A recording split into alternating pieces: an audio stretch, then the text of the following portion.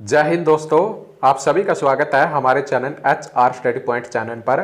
तो आज की वीडियो आपके लिए बहुत ही महत्वपूर्ण होने वाली है, क्योंकि इस वीडियो में हम पूरे अक्टूबर महीने के हरियाणा करंट अफेयर से संबंधित सभी महत्वपूर्ण प्रश्नों को करेंगे। तो चलिए शुरू करते हैं आज का वीडियो। तो सबसे पहला प्रश्न है, हरियाणा के निशानेबाज खिलाड़ी अनीश भनवाला ने 36वें राष्ट्रीय खेलों में कौन सा पदक जीता है? तो इसका आंसर होगा गोल्ड मेडल। तो हरियाणा के निशानेबाज खिलाड़ी अनीश भनवाला ने गुजरात के अहमदाबाद में आयोजित 36वें राष्ट्रीय खेलों में शूटिंग में 35 metre rapid fire pistol men मुकाबले में गोल्ड मेडल जीता है। और अनीश भनवाला हरियाणा के करनाल जिले से हैं। तो अनीश भनवाला 2018 के कॉमनवेल्थ गेम्स में शूटिंग में गोल्ड जीतने वाले सबसे कम उम्र के खिलाड़ी हैं और इनको 2 बार राष्ट्रपति द्वारा अवार्ड से सम्मानित किया जा चुका है।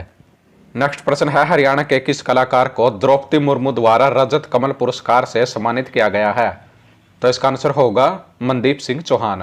तो 68वें नेशनल फिल्म अवार्ड वितरण समारोह में हरियाणा के मनदीप सिंह चौहान को उनके द्वारा निर्मित डॉक्यूमेंट्री फिल्म के लिए राष्ट्रपति द्रौपदी मुर्मू ने रजत कमल पुरस्कार से सम्मानित किया है। और फिल्म निर्माता मनदीप सिंह चौहान को यह सम्मान उनकी लघु फिल्म जस्टिस फॉर बट डिलीवर्ड्स के लिए दिया गया है।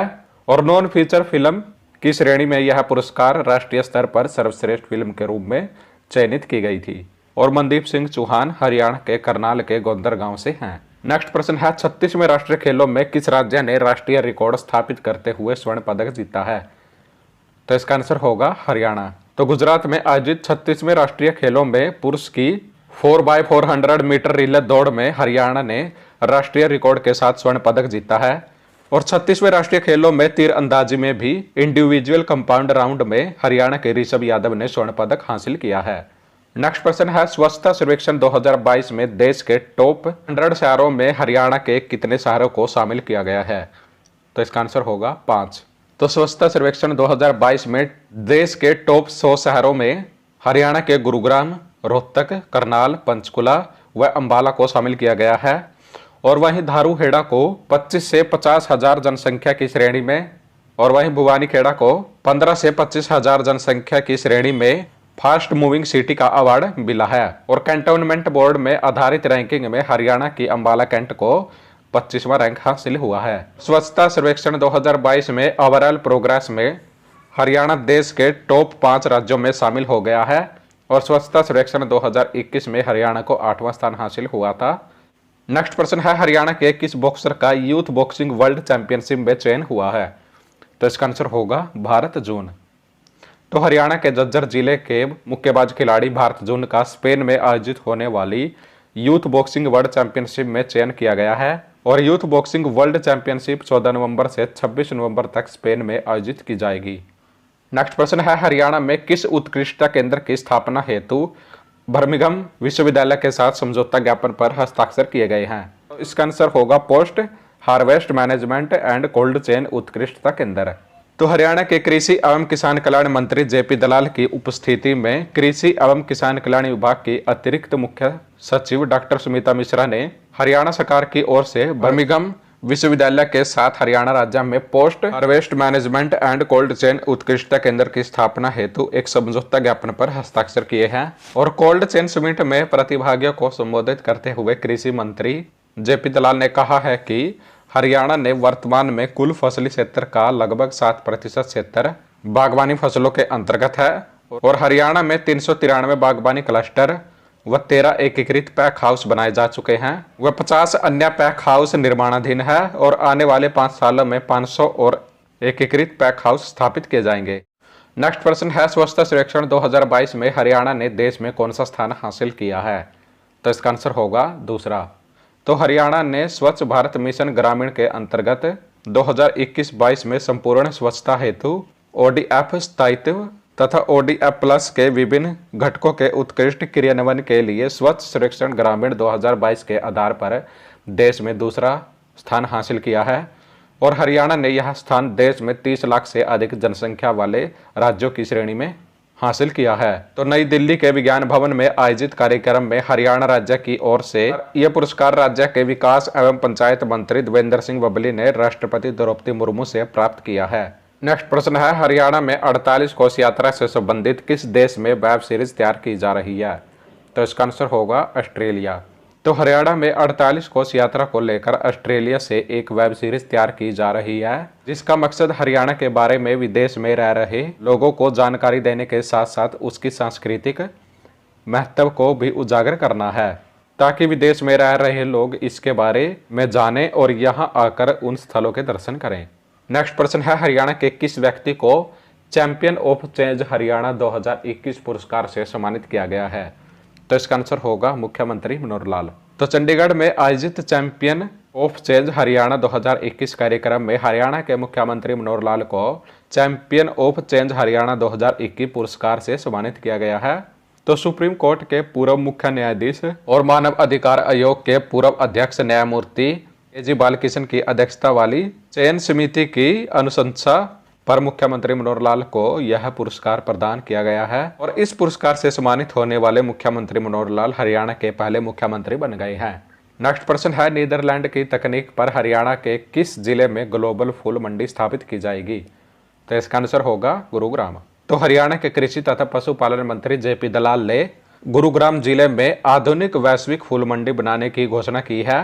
तो कृषि तथा पशुपालन मंत्री जे.पी. दलाल ने अपने जनप्रतिनिधि मंडल के साथ नीदरलैंड के स्थित अलासमीर फ्लोरा मार्केट का दौरा किया और हरियाणा में भी नीदरलैंड स्थित फूल मार्केट की तकनीक पर आधारित गुरुग्राम में फूल मंडी बनाई जाएगी और इस मंडी से फूल विदेशों में निर्यात किए जाएंगे और इससे हरियाणा सहित एनसीआर के फूल उत्पादक किसानों की आय भी बढ़ेगी और किसानों के लिए रिसर्च एंड डेवलपमेंट सेंटर भी बनाए जाएंगे और यहाँ पर मंडी में फूलों के स्टोरेज के लिए भी सुविधा उपलब्ध करवाई जाएगी।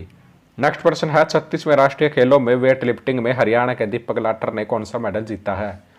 तो इसका आंसर होगा गोल्ड मेडल। तो 36वें राष्ट्रीय खेलों में वेट लिफ्टिंग में 81 किलोग्राम भार वर्ग में दीपक लाठर ने 170 किलोग्राम भार उठाकर गोल्ड मेडल जीता है। 36वें राष्ट्रीय खेलों में साइकिलिंग ट्रैक इवेंट में हरियाणा की बेटी तनिष्का खत्री ने गोल्ड मेडल और प्राची लोहान ने सिल्वर मेडल जीता है। हरियाणा में किस जिले में Bureau of Civil Aviation Security Centre स्थापित किया जाएगा? तो इसका आंसर होगा हिसार।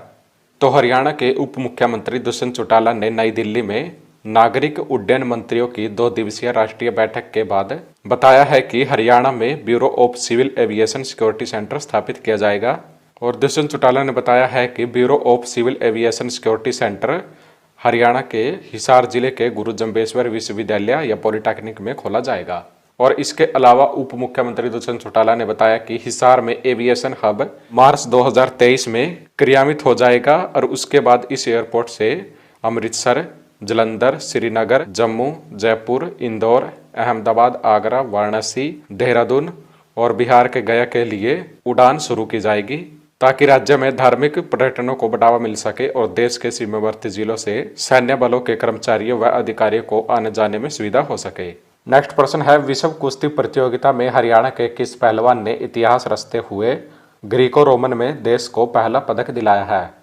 तो इसका आंसर होगा साजन भनवाला। तो स्पेन में आयोजित अंडर 23 विश्व कुश्ती प्रतियोगिता में हरियाणा के सोनीपत जिले के कसंडी गांव के पहलवान साजन भनवाला ने इतिहास रचते हुए ग्रीको रोमन कुश्ती में देश को पहला पदक दिलाया है और इन्होंने ग्रीको रोमन कुश्ती में कांस्य पदक जीता है। नेक्स्ट प्रश्न है, तो यह प्रश्न बहुत ही महत्वपूर्ण है। अंग्रेजों द्वारा अधिसूचित पंजाब जेल नियमावली 1894 को किस नाम से जाना जाएगा? तो इसका आंसर होगा हरियाणा कारागार नियम 2022। तो हरियाणा के मुख्यमंत्री मनोहर लाल की अध्यक्षता में हुई मंत्रिमंडल की बैठक में हरियाणा राज्य में लागू पंजाब जेल नियमावली 1894 को हरियाणा कारागार नियम 2022 से प्रतिस्थापित करने के प्रस्ताव को स्वीकृति प्रदान की गई है और हरियाणा कारागार नियम 2022 स्थानीय कानूनों और स्थानीय परिस्थितियों के अनुसार उपयुक्त संशोधन, परिवर्तन और विलोप के बाद केंद्रीय गृह मंत्रालय द्वारा अनुमोदित मॉडल जेल नियमावली 2016 पर आधारित है और इन नियमों में नई भर्ती किए गए कैदियों के लिए उनके व्यक्तिगत व्यवहार, अध्ययन, स्वास्थ्य जांच आदि हेतु कक्षों की स्थापना का प्रावधान भी शामिल है। और हरियाणा कारागार नियम 2022 में जेल के आहार में उचित भोजन, इसकी तैयारी और वितरण प्रबंधन का प्रावधान किया गया है तथा महिला, वृद्ध और मानसिक रूप से बीमार कैदियों के लिए विशेष प्रावधान किए गए हैं। नेक्स्ट प्रश्न है, हरियाणा में वाहनों की फिटनेस जांच हेतु राज्य में कितने ऑटोमेटेड व्हीकल टेस्टिंग स्टेशन स्थापित किए जाएंगे? तो इसका आंसर होगा 6। तो हरियाणा के मुख्य सचिव संजीव कौशल ने सचिवों की समिति की बैठक की अध्यक्षता करते हुए बताया कि ऑटोमेटेड टेस्टिंग स्टेशनों यानी कि एटीएस के जरिए वाहनों की फिटनेस जांच हेतु हरियाणा में 6 ऑटोमेटेड व्हीकल टेस्टिंग स्टेशन स्थापित किए जाएंगे। और हरियाणा के मुख्य सचिव संजीव कौशल ने बताया कि यह ऑटोमेटेड टेस्टिंग स्टेशन 116 करोड़ रुपए की लागत से अंबाला, फरीदाबाद, हिसार, करनाल, गुरुग्राम और रेवाड़ी जिलों में स्थापित किए जाएंगे। नेक्स्ट प्रश्न है, विश्व कुश्ती प्रतियोगिता में हरियाणा के किस पहलवान ने ग्रीको रोमन वर्ग के 97 किलोग्राम भार वर्ग में कांस्य पदक जीता है? तो इसका आंसर होगा नितेश, जो कि सोनीपत से हैं। तो स्पेन में आयोजित अंडर 23 विश्व कुश्ती प्रतियोगिता में सोनीपत के जागसी गांव के नितेश ने ग्रीको रोमन वर्ग के 97 किलोग्राम भार वर्ग में कांस्य पदक जीता है। और इसके अलावा अंडर 23 विश्व कुश्ती प्रतियोगिता में जज्जर के मांडोठी के विकास ने भी 72 किलोग्राम भार वर्ग में कांस्य पदक जीता है। नेक्स्ट प्रश्न है, प्रदेश की पहली डिजिटल बैंकिंग यूनिट का शुभारंभ कहाँ किया गया है? तो इसका आंसर होगा फरीदाबाद। तो हरियाणा में प्रदेश की पहली डिजिटल बैंकिंग यूनिट का शुभारंभ फरीदाबाद में किया गया है। और यहाँ पर 24/7 यानी कि 24 घंटे और 7 दिन आप पैसे जमा कर सकेंगे और निकाल सकेंगे। और इस डिजिटल बैंकिंग यूनिट में सरकारी स्कीमों की जानकारी और अन्य लाभ देने में भी सहूलियत होगी। नेक्स्ट प्रश्न है, हरियाणा में औद्योगिक विकास को बढ़ावा देने के लिए किस योजना की शुरुआत की गई है? तो इसका आंसर होगा पद्मा योजना। तो हरियाणा के मुख्यमंत्री मनोहर लाल की अध्यक्षता में हुई मंत्रिमंडल की बैठक में राज्य में औद्योगिक विकास को बढ़ावा देने के लिए पद्मा योजना के प्रारूप को स्वीकृति प्रदान की गई है। और पद्मा योजना का उद्देश्य हरियाणा में स्थायी रोजगार और उद्यमिता के अवसरों को बढ़ावा देना है। नेक्स्ट प्रश्न है, हरियाणा के किस खिलाड़ी ने इजिप्ट में हुई शूटिंग वर्ल्ड चैंपियनशिप में सिंगल में रजत और डबल में गोल्ड मेडल जीतकर देश का नाम रोशन किया है? तो इसका आंसर होगा पायल, जो कि रोहतक से हैं। तो हरियाणा के रोहतक जिले के गांव इस्माइला की पायल ने इजिप्ट के कायरा में हुई शूटिंग वर्ल्ड चैंपियनशिप में सिंगल इवेंट में रजत पदक जीता है और डबल इवेंट में गोल्ड मेडल जीतकर देश का नाम रोशन किया है। पायल ने इजिप्ट के कायरा में 25 metre rapid fire mixed event में गोल्ड और 25 मीटर स्टैंडर्ड पिस्टल में ब्रॉन्ज मेडल जीता है। नेक्स्ट प्रश्न है, ग्राम संरक्षण योजना के तहत कार्यों की मॉनिटरिंग के लिए अलग से प्रकोष्ठ बनाने के निर्देश किसने दिए हैं? तो इसका आंसर होगा मुख्यमंत्री मनोहर लाल। तो हरियाणा के मुख्यमंत्री मनोहर लाल ने चंडीगढ़ में ग्राम संरक्षण योजना की समीक्षा के लिए आयोजित बैठक की अध्यक्षता की। और मुख्यमंत्री मनोहर लाल ने अधिकारियों को निर्देश दिए हैं कि ग्राम संरक्षक योजना के तहत आवंटित कार्यों की मॉनिटरिंग के लिए सीएम कार्यालय में एक अलग से प्रकोष्ठ बनाया जाए, ताकि जिन अधिकारियों द्वारा गांव गोद लिए गए हैं वे सीधे इस प्रकोष्ठ में अपनी फीडबैक रिपोर्ट भेज सकें और मुख्यमंत्री कार्यालय द्वारा इसका विश्लेषण किया जा सके। नेक्स्ट प्रश्न है, हरियाणा में स्थायी जल संसाधन प्रबंधन और योजना के क्रियान्वयन से संबंधित कौन सी योजना तैयार की गई है? इसका आंसर होगा जिला जल संसाधन योजना 2022-25। तो हरियाणा जल संसाधन प्राधिकरण के अध्यक्ष केशनी आनंद अरोड़ा ने राज्य में स्थायी जल संसाधन प्रबंधन एवं योजना क्रियान्वयन को लेकर आयोजित समीक्षा बैठक में बताया कि राज्य में जिला जल संसाधन योजना 2022-25 तैयार की गई है। और इस योजना के तहत हरियाणा में हर साल जल की कमी के साथ जल भराव वाले क्षेत्रों के लिए भी ठोस एवं कारगर कदम उठाए जाएंगे। और इस योजना के तहत पानी की कमी के साथ साथ जल भराव वाले क्षेत्रों में भी अगले 3 वर्षों के दौरान पानी की 45% तक कमी लाने का लक्ष्य तय किया गया है। मतलब जो हरियाणा जल संसाधन प्राधिकरण ने ये जिला जल संसाधन योजना तैयार की है, तो इस योजना के तहत हरियाणा के जिन क्षेत्रों में जल की कमी है तो उनके लिए भी विशेष कदम उठाए जाएंगे। और हरियाणा के जिन क्षेत्रों में जल भराव की समस्या है तो उनके लिए भी कारगर कदम उठाए जाएंगे। नेक्स्ट प्रश्न है, फरीदाबाद महानगरीय विकास प्राधिकरण नियम 2022 को बनाने की स्वीकृति किसने प्रदान की है? तो इसका आंसर होगा मुख्यमंत्री मनोहर लाल। तो हरियाणा के मुख्यमंत्री मनोहर लाल की अध्यक्षता में हुई मंत्रिमंडल की बैठक में फरीदाबाद महानगरीय विकास प्राधिकरण यानी कि फरीदाबाद मेट्रोपॉलिटन डेवलपमेंट अथॉरिटी को बनाने की स्वीकृति प्रदान की गई है।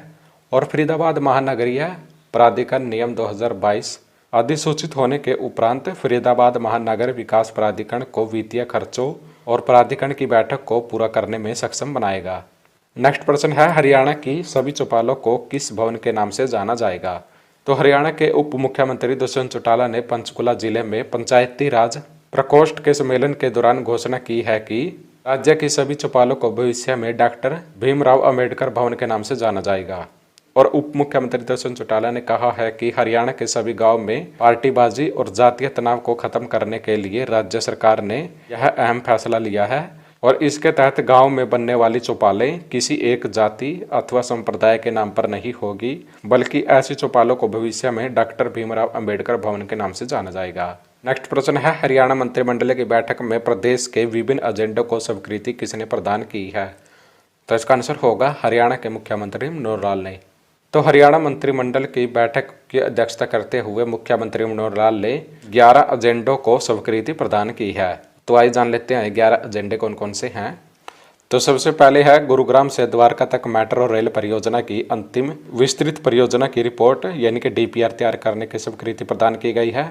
और दूसरा है फरीदाबाद महानगरीय विकास प्राधिकरण यानी कि FMDA मतलब फरीदाबाद मेट्रोपॉलिटन डेवलपमेंट अथॉरिटी को बनाने की स्वीकृति प्रदान की गई है, जो कि हम वीडियो में पीछे भी जान चुके हैं। और नेक्स्ट है हरियाणा सिख गुरुद्वारा प्रबंधक कमेटी यानी कि HSGPC की 41 संसदीय एडहॉक कमेटी बनाने की स्वीकृति प्रदान की गई है। और नेक्स्ट है जेलों के सुधार के लिए महत्वपूर्ण 32 प्रस्तावों को मंजूरी प्रदान की गई है। और नेक्स्ट है वन ब्लॉक वन प्रोडक्ट की तर्ज पर 143 लघु यानी कि MSME उद्योग स्थापित करने की स्वीकृति प्रदान की गई है। और इन 143 लघु उद्योगों को हरियाणा की 143 ब्लॉक हैं जो तो उनमें स्थापित किया जाएगा। तो इन लघु उद्योगों को पद्मा स्कीम के तहत स्थापित किया जाएगा। नेक्स्ट है हरियाणा धन परिसंचरण योजना यानी कि प्रतिबंध नियम 2022 को स्वीकृति प्रदान की गई है। और नेक्स्ट है हरियाणा लोक निर्माण विभाग जन स्वास्थ्य शाखा के कनिष्ठ अभियंता ग्रुप C सेवानिवृत्त 1986 के संशोधन को स्वीकृति प्रदान की गई है।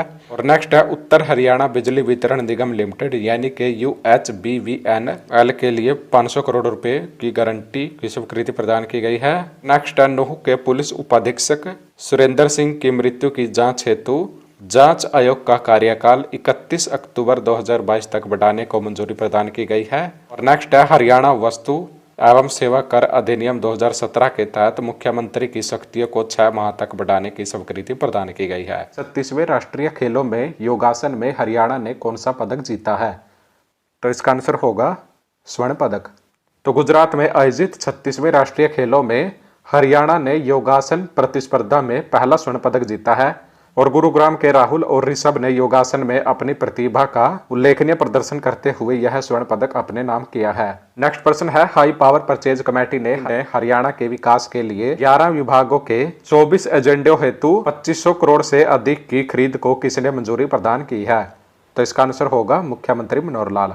तो हरियाणा के मुख्यमंत्री मनोहर लाल ने हाई पावर परचेज कमेटी को प्रदेश के लिए 11 विभागों के 24 एजेंडों हेतु 2500 करोड़ से अधिक की खरीद को मंजूरी प्रदान की है। और इसमें हरियाणा के लोगों को बेहतर परिवहन सुविधाएं प्रदान करने के लिए हरियाणा रोडवेज के लिए 1275 नई बसों की खरीद को भी मंजूरी प्रदान की गई है। और HPPC और DHPPC की बैठक में बसों की खरीद को मंजूरी प्रदान की गई है। और इन बसों में 1000 नॉन AC बसें, 150 AC बसें और 125 मिनी बसें शामिल होंगी। नेक्स्ट प्रश्न है हरियाणा के किस व्यक्ति को केंद्रीय फिल्म प्रमाणन बोर्ड का सलाहकार नियुक्त किया गया है? तो इसका आंसर होगा हरिओम कौशिक। तो हरियाणा के हरिओम कौशिक को केंद्रीय फिल्म प्रमाणन बोर्ड दिल्ली क्षेत्र का सलाहकार नियुक्त किया गया है। और सूचना एवं प्रसारण मंत्रालय द्वारा आगामी 2 वर्षों के लिए इनकी नियुक्ति की गई है। और हरिओम कौशिक हरियाणा के मेदरगढ़ जिले से हैं। नेक्स्ट प्रश्न है हरियाणा में कचरे के निस्तारण के लिए कौन सा प्लांट स्थापित किया जाएगा?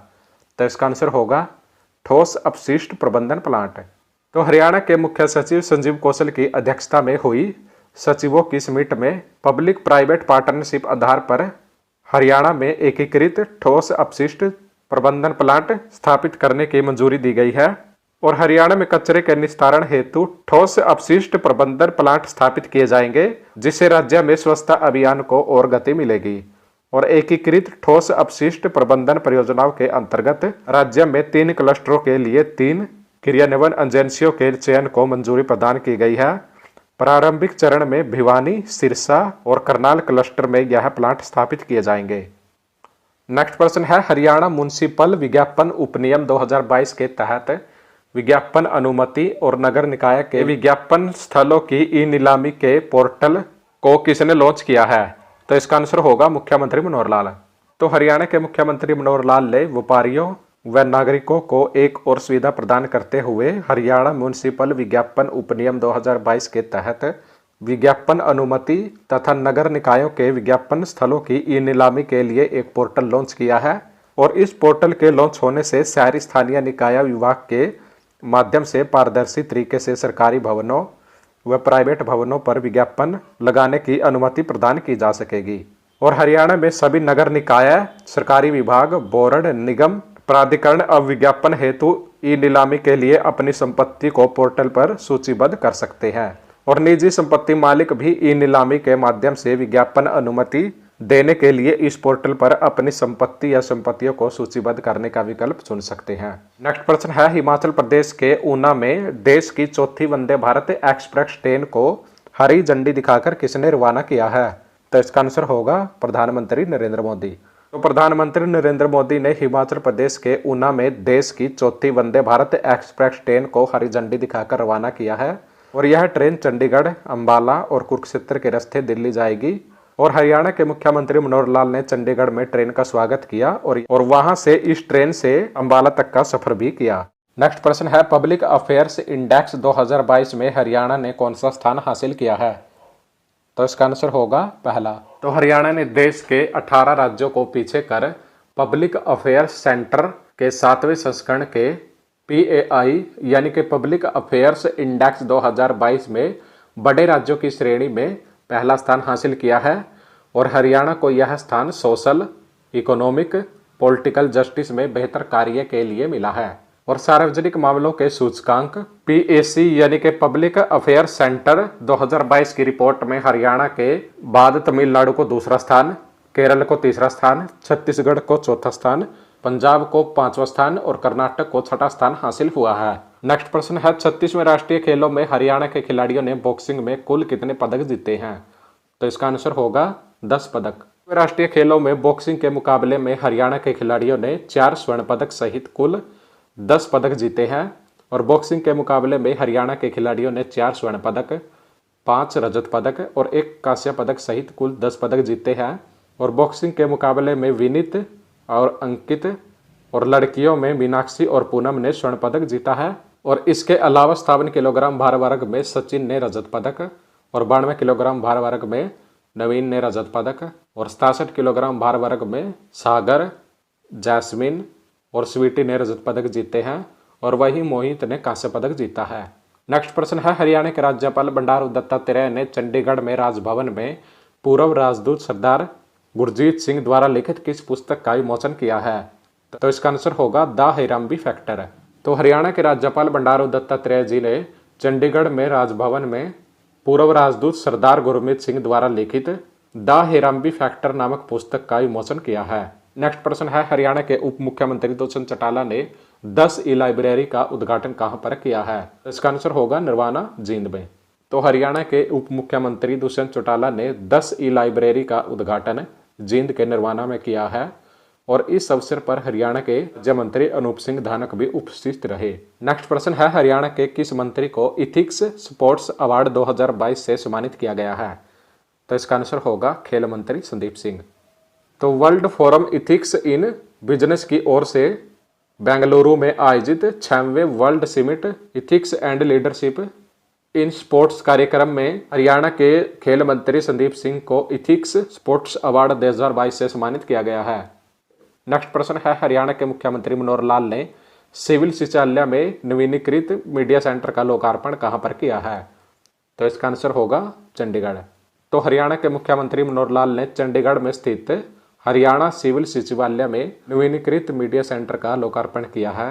नेक्स्ट प्रश्न है, हरियाणा के किस व्यक्ति का टेक्सटाइल में बुक ऑफ वर्ल्ड रिकॉर्ड्स में नाम दर्ज किया गया है? तो इसका आंसर होगा कुणाल, जो कि रोहतक से हैं। तो हरियाणा के रोहतक के कुणाल ने बिना किसी रसायन के 100% इको फ्रेंडली कपड़ा विकसित किया है। ऐसा करके कुणाल ने बुक ऑफ वर्ल्ड रिकॉर्ड्स में टेक्सटाइल में गोल्ड मेडल हासिल किया है। हरियाणा के किस साहित्यकार को हरियाणा साहित्य अकादमी द्वारा श्रेष्ठ कृति पुरस्कार से सम्मानित किया गया है? तो इसका आंसर होगा डॉक्टर राजकला देसवाल। तो हरियाणा साहित्य अकादमी द्वारा डॉक्टर राजकला देसवाल को श्रेष्ठ कृति पुरस्कार से सम्मानित किया गया है। और डॉक्टर राजकला देसवाल को श्रेष्ठ कृति पुरस्कार उनकी पुस्तक के लिए दिया गया है और उनकी इस पुस्तक का नाम है लोक साहित्य के विविध आयाम।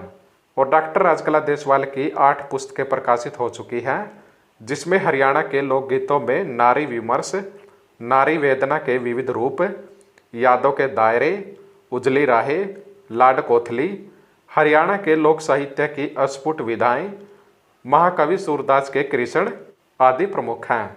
नेक्स्ट प्रश्न है, कुरुक्षेत्र विश्वविद्यालय में रत्नावली समारोह का उद्घाटन किसने किया है?